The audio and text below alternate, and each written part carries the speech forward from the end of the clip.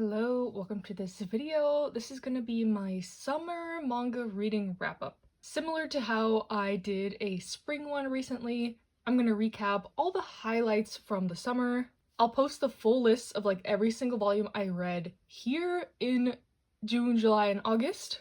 So if there's anything on here that I don't talk about in this video and you have questions about, just let me know in the comments. But yeah, I'm just gonna be going over some things that stood out to me, I guess. And there is quite a bit, so buckle up. First, I'll start with some stuff I mainly read in August, and then I'll devolve further into the earlier months. And first, if you've been keeping up with me in any capacity, you'll know that I've been reading Yona of the Dawn this month.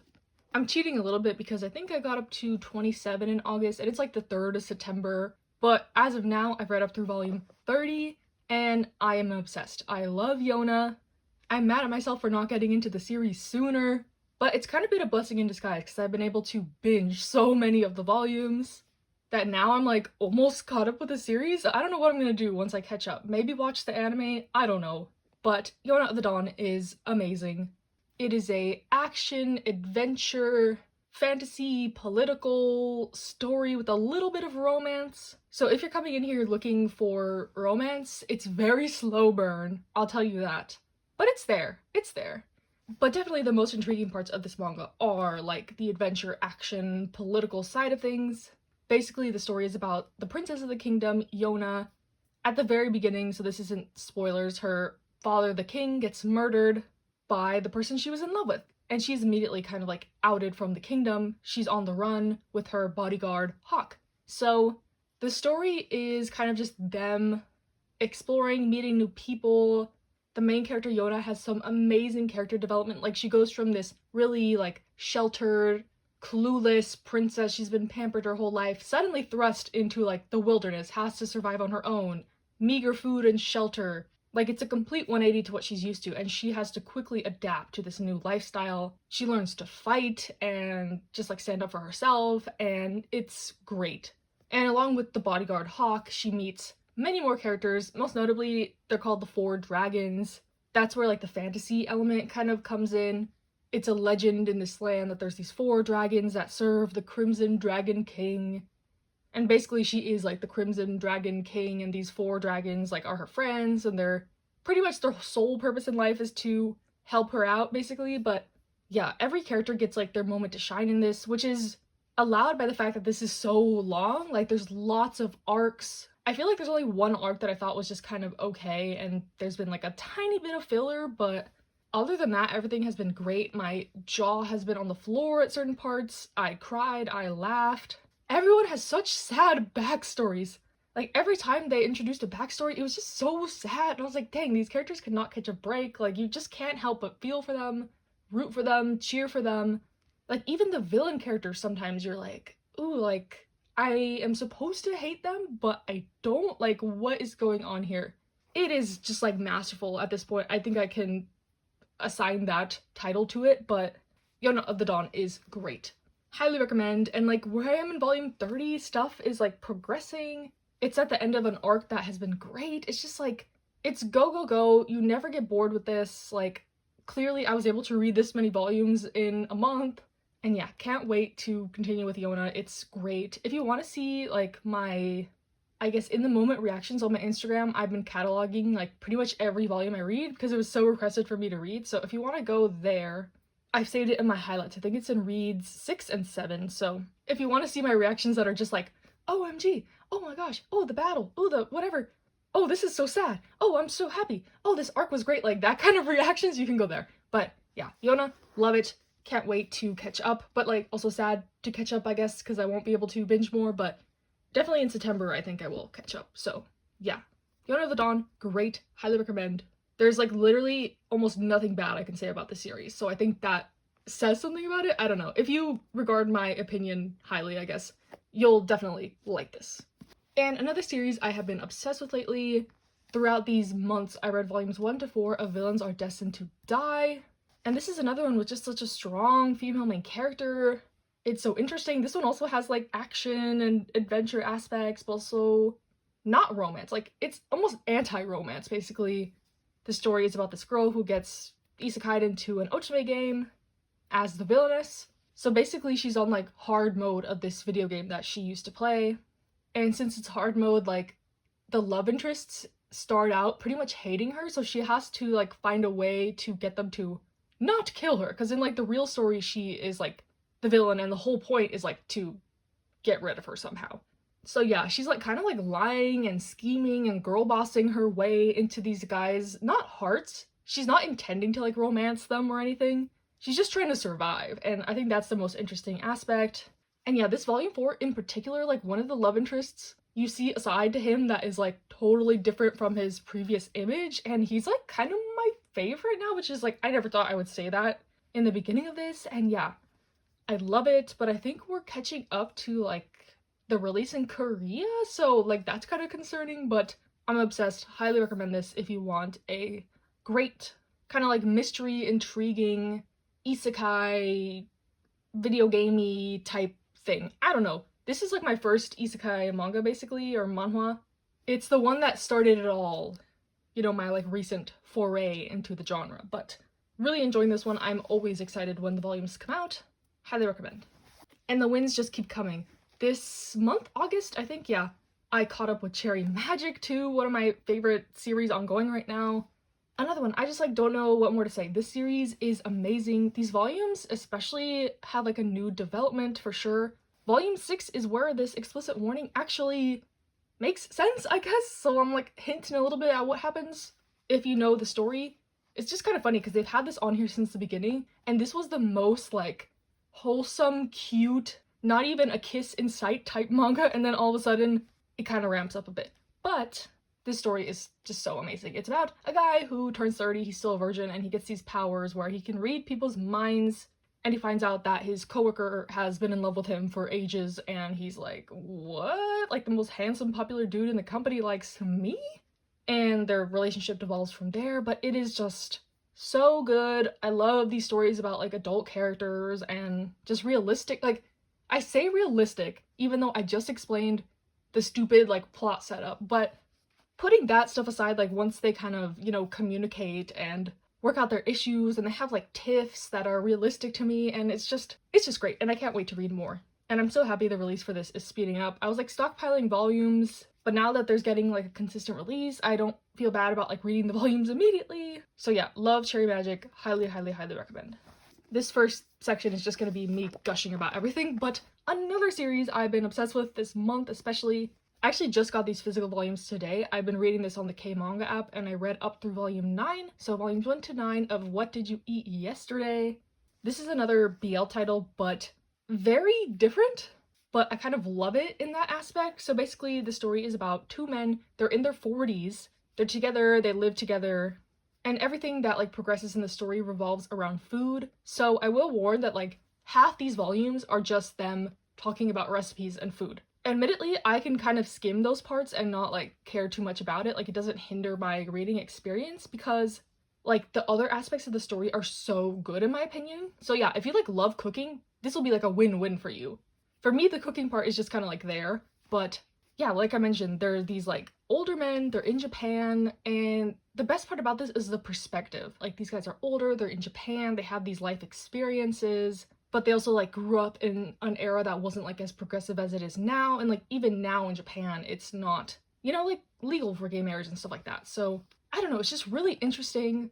I love the characters. There is like an underlying plot, even though this is slice of life, but it's mainly like just scenarios of their everyday life and how it like connects to them being together and just like things about, you know, LGBT plus issues, and it's just like goofy, silly at times, but then it's like super serious at times and insightful, and like I've shed tears, I've laughed. But yeah, like the characters are just so great. This guy's a lawyer, this guy's a hairdresser. He's like definitely like the happy-go-lucky guy. He's like the more serious one. They're different in like how like I guess open they are to like their friends and their coworkers and stuff like that. But as you go on, like the character development is great too. It's like funny to say character development because like already in volume 9 they're in their 50s. Like the time passes pretty quickly in this. So I guess like stereotypically you think like, oh, these people are like older adults already. Like what more like growing and changing can they do? But I don't know, it's just really refreshing. Like I get the same vibes as when I read BL Metamorphosis. Just like there's not many stories that I know of that focus on characters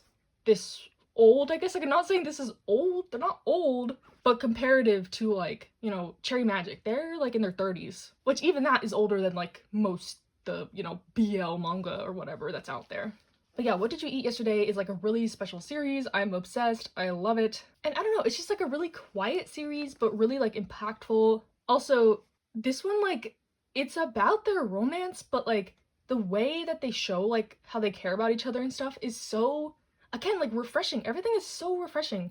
Like the lawyer guy, his main mode of communication and like love, his love language is definitely food. So like when he knows he's like having a bad day, he'll cook like his favorite meals and stuff like that, even though he's like super frugal and he doesn't like to spend money on ingredients, but like he will at certain times for him. And I don't know, it's just, he shows his love in other ways. Like they have never shown them like kissing or anything in the manga. Like if you just saw them together, you would just think they were friends, but like behind like closed doors and the cooking, I don't even know how to explain it. It's just so good. It's so subtle, but like perfectly so, and it's just great. Just read it. I recommend. If you like slice of life, quiet, insightful stories, like I don't know how much better to describe it, but it's great. Especially if you like cooking, I think you will eat this up. Ha ha ha. Like, you know, pun intended, eat this up. But even for someone like me who doesn't care too much about the food aspects, this story is great. Yeah. Y'all didn't come here for like masterful manga analysis. I know that. So yeah, you're gonna have to put up with my rambling about these series I love, but let's just keep them rolling. The last series I've been positively obsessed with lately is A Condition Called Love. So in these months I read volumes 3 and 4, and yeah, I just like continue to love this series. I don't know why. We've discussed this before. The main male lead is the biggest red flag of red flags, but if you can get over that, I guess, hump of the first like volume, I guess, especially, you learn more about him and like his background, and that's where it's starting to get at in these volumes. Like I had a feeling this is like what it was gonna be, but it's just like the execution is so great. I love it. It's basically about this couple in high school. The girl like has never been in love. She doesn't really know like how to feel about love and romance, and this guy is like a serial romantic basically. He wants to be in love so bad, but like his relationships haven't worked out because he doesn't know how to express love, I guess, in a socially acceptable way. He's very like obsessive and puts his all into the relationships, and it hasn't been reciprocated. So yeah, they're just like two teenagers trying to figure out this thing called love and helping each other grow in ways like that the other is lacking, and it's just so good in my opinion. Highly recommend this. Again, it's not going to be for everyone. Like I know some people who literally could not get past the first volume, but to me, I like low-key related to some of the characters and some of the actions of the main male lead in this too, so maybe I'm a red flag. Honestly, like I probably am a little bit of a red flag, but yeah, I'm obsessed. Give this a shot. See if you can like vibe with it, I guess, from the first volume, and if you do and are like me and like loved it from the beginning, I can assure you you will continue to like it for sure. Okay, my like gushing session is over, I guess. Like I still have stuff that I liked coming up, but those series I just talked about were like my recent obsessions. I should have just titled this like my summer manga obsessions or whatever and not even talked about the rest of this. But another series I read fully in August is I read all the volumes of Manly Appetites Minagishi Loves Otsu. This is one that had the potential to be great, but it kind of just like suffered from the length of it. And yeah, like I wish this was longer. I think that would have helped it a lot, but basically the story is about like kind of similar to Cherry Magic, but also What Did You Eat Yesterday, but also like she loves to cook and she loves to eat. It's basically about these coworkers. This guy is like obsessed with this guy, and he basically just like cooks him lunch every day, wants to feed him, wants to see him eating and be happy and stuff like that.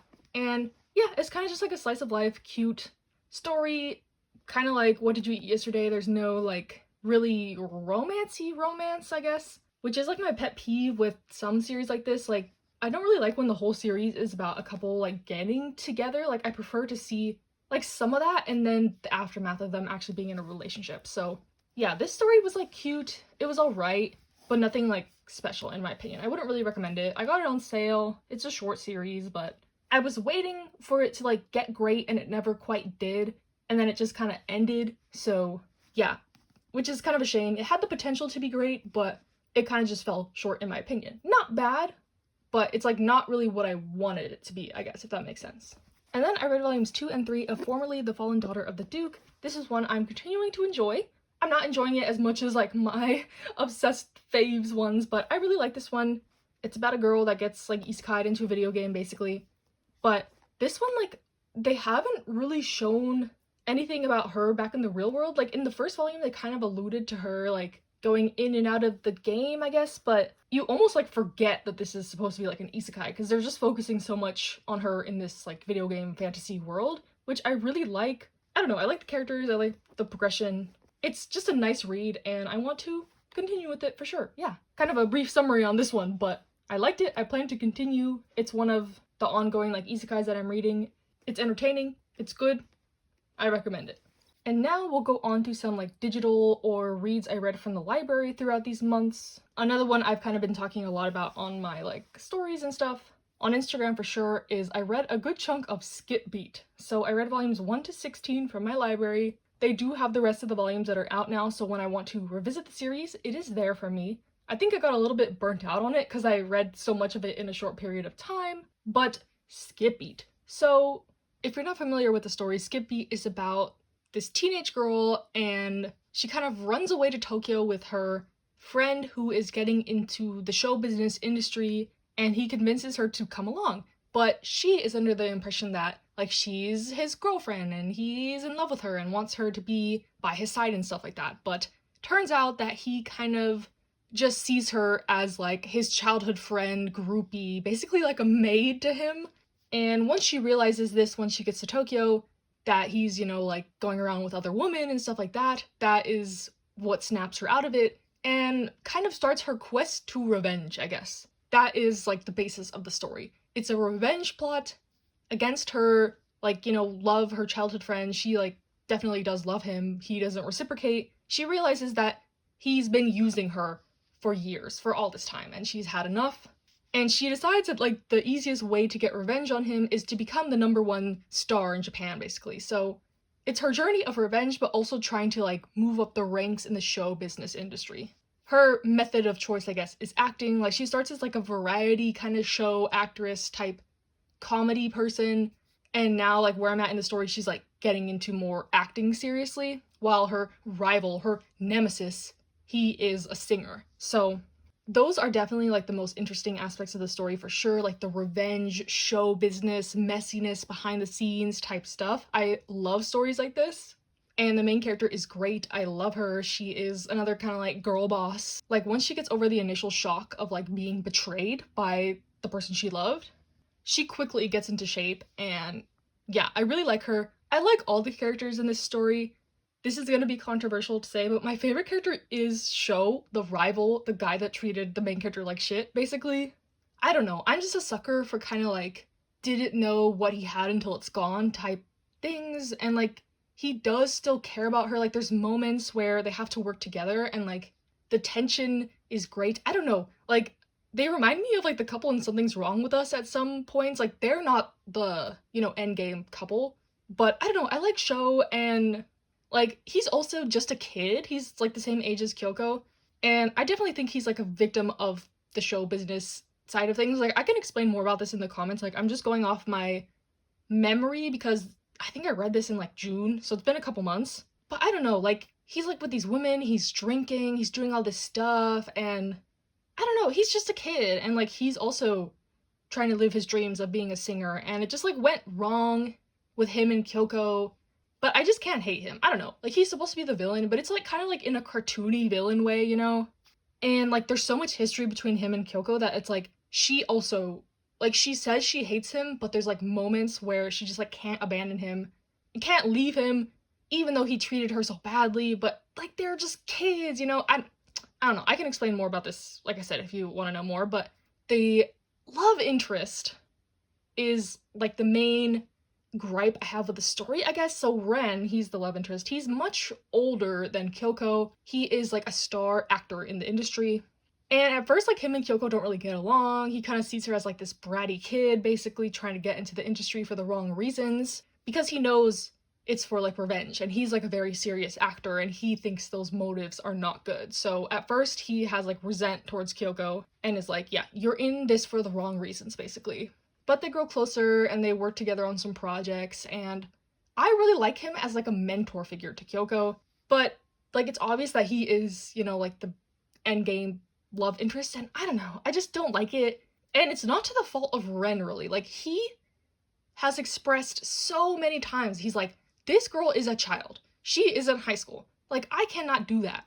We are coworkers. But it's like his manager that is like in his ear constantly like, oh, just go for it. Oh, is it because she's in high school? Oh, it's only a couple of years. Oh, blah, blah. Like all this rhetoric that I hate about like, age gap relationships. And I'm like glad that it's being like resisted. Like Ren really doesn't want this to happen, but like you can see it slowly cracking down like his barriers. And I'm like, no, it's like he has like the devil on his shoulder basically of his manager. Like some of the things the manager says just like boils my blood. He's like, girls mature so fast, like in the blink of an eye, you won't even see her as a teenager anymore. Like, it's so gross. And like maybe they will get together eventually when she is an adult, but just like all this, like, like this ickiness about it now, just like I can't get fully on board with it. Like I love their relationship as just like a mentor and coworkers and friends, and yeah, there's like some potential backstory. There's kind of like a mystery aspect that they like knew each other as kids, and he's basically like her like role model, but she doesn't know that it's him. I don't know. I feel like the main character is just getting kind of put through the ringer. You want to root for her so bad. I've just been focusing on, like the revenge aspects and the show business type stuff. She has a really nice friendship with another one of her coworkers that's a girl, and she's never had any like girlfriends and stuff like that because all her life she's been attached to this guy, and like all the girls hated her because they liked him, obviously, and they're like, oh, how dare she get so close to him, whatever. So I don't know, like the friendship aspects are really good too. My only gripe is like this weird potential romance. I don't know. Let me know if I'm like in the minority thinking this. Does everyone hate Sho and love Ren and love him and Kyoko together? Like, I don't know the general consensus on this. Let me know. Does any of my thinking make sense? Am I overreacting? I don't know. But I do really like Sho, and I don't understand, like, all the hate he gets, because, yeah, I don't know. I think people forget that, like, they're kids. Like, I made stupid decisions when I was in high school, too, so I can't really fault them for that. It's annoying, yes, and that's, like, one of the reasons why I know a lot of people don't like to read these more juvenile stories or whatever, but, like, I don't know. TLDR, I like Skip Beat for, like, the revenge and the show business and the character development aspects like that, but I'm not really into the romance. And I'm glad that it's, like, a side plot. It's super slow burn. Like, I've been assured by people that it's slow burn, like, it doesn't happen right away, whatever. And this is a really long series. I think it's up to, like, volume almost 50 now. So we'll see. I definitely plan to continue. I'm just taking a break as of now because I, like, read so much of it back to back. It's not really one I think is very bingeable. It's pretty wordy, and it's a lot of like conversations and drama and stuff related to acting and whatever. So it's a good series, but I do have some qualms with it, I guess. And moving on to a series that I read the full thing of, I read all of Owl How We Ride from the library randomly. This is a series I've been meaning to try. Like, it was always on my TBR list, but I did not like Love Me, Love Me Not by the same author, so I was kind of like, oh, like, are there other works gonna be similar to this? Like, I don't know if I'll like this, or Strobe Edge, that's the other one, right? I don't know, but I saw How I Read at the library, and I figured, okay, I can try it out. And this series ended up being pretty good in my opinion. I think it gave it like a 7.5, 8 out of 10. It kind of fizzled out near the end for me. It's one of those like manly appetites where the whole story is kind of like tumultuous relationship between these two kids in high school and like them getting into a relationship. And then at the very end, I guess kind of spoilers, it's like one of those where the whole story is the process of them getting together. And then when they actually get together, you're kind of like, oh, like I want to see more of that. But anyways, besides the point, basically the story is about these two kids. They like liked each other a lot in middle school, but the boy ends up moving away for family circumstances. And when he comes back in high school, he is like a totally different person.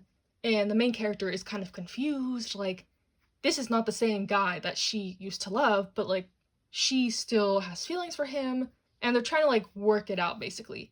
It's very back and forth, a lot of miscommunication. She ends up getting in a relationship with another guy at one point, which is kind of a sticky situation because they're kind of like using each other to get over their feelings, slash the guy really likes her and is trying to make her like forget about her feelings for the other guys. I don't know, it's just like messy teen drama type stuff. There's some cute moments. There's some quite sad moments. Like, there's some really serious topics in this I wasn't expecting. The main male lead character has a lot of, issues with his family, especially. And yeah, his character development is the best for sure. Just like, kind of healing from his trauma, I guess is the easiest way to explain it. But yeah, overall I thought this was a cute, nice story. Wasn't anything amazing, I'm not obsessed with it, but I'm glad I read it, and it gives me more confidence to try Strobe Edge, and I think another one of their works is coming out in English soon. So yeah, I won't completely write off the author because of one bad series, which I don't always do, you know, but it does make me wary, I guess, of trying the author's other series. But yeah, I like this one. Nothing amazing, but not offensive. And then the last series I'm going to talk about, this is one I should have included in the obsessions section, but I've been catching up with The Fragrant Flower Blooms with Dignity. I think it's equivalent to about like 8 volumes that I've read on the K Manga app. This is one that they have like Simulpub, so you can read the chapters weekly with tickets. You don't have to pay any points for them, which is nice with the series, but I love this series. I believe it's getting an English physical release soon, which I'm really, really happy about. But basically, it's a high school romance series. It's about these 2 schools. It's like an all-boys school and an all-girls school, and they're like right across from each other. The girls' school is like this elite private school, very posh, very fancy. And the boys' school is kind of like this school for like, not delinquents, but it's kind of like a, you know, not a very impressive school, I guess. And the girls are very much like, they do not like these boys, they don't interact with them, they're scared of them even, they think they're like all delinquents and stuff like that. But basically the main character is a guy at this delinquent school or whatever. He's not really a delinquent, he's just kind of scary looking, he has like blonde hair, piercings. He's known to get in some fights here and there, you know, but it's mostly for self-defense, okay? He's not like the aggressor, I guess. But his family owns a bakery, and one of the girls from this, you know, posh private elite school, she is really into pastries, and she is a frequent patron of the bakery. And they get to know each other through that, and I don't know, I really, really like their relationship. It's so sweet, so wholesome, so cute. And the drama comes in with the fact that, like, at first they kind of have to, like, hide their relationship, and then slowly their friends learn about it, and there's some conflicts between the friend groups because the girls are so, like, wary of these boys, these rambunctious scamps, you know?